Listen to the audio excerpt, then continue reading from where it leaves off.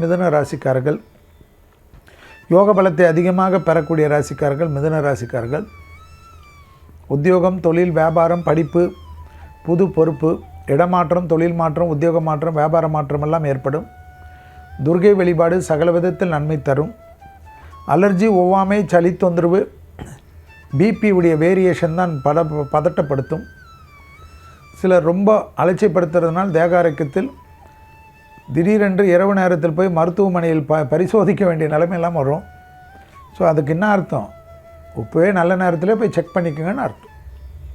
தொழில் அமைப்பில் அற்புதத்தையும் சந்தோஷத்தை பெறக்கூடிய ராசிக்காரர்கள். படிப்பு, உத்தியோகம், தொழில், வியாபாரத்தில் இருந்த தடைகள் மிதுன ராசிக்காரர்களுக்கு தவிடுபடியாக்கக்கூடிய அற்புதமான காலகட்டம் என்பதை ஞாபகத்தில் வைத்து கொள்ளுங்கள்.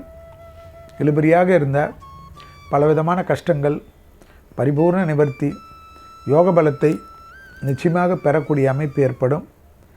தெய்வ வழிபாடுகளுக்கு சொன்ன மாதிரி துர்கையை பிடித்து கொள்வதும் துர்கை கவசத்தை கேட்க கேட்க அற்புதமும் ஆனந்தமும் ஏற்படும். தாய் வழி உறவு, தந்தை வழி உறவுடன் மனத்தாங்கல் இல்லாமல் சந்தோஷம் பெறுவதற்கு சனிக்கிழமை தோறும் பசுமாடுகளுக்கு உங்களால் முடிந்த அகத்திக்கீரையை தவிர கொடுக்கக்கூடிய உணவுகள் தோஷத்தை நீக்கும் என்பதை ஞாபகத்தில் வைத்துக் கொள்ளுங்கள். தொழில், உத்தியோகம், வியாபாரம், படிப்பு எந்த கவலையும் இல்லாமல் முன்னேறலாம். அது நீங்கள் தப்பாக எடுத்தால் கூட சரியாக வரும்.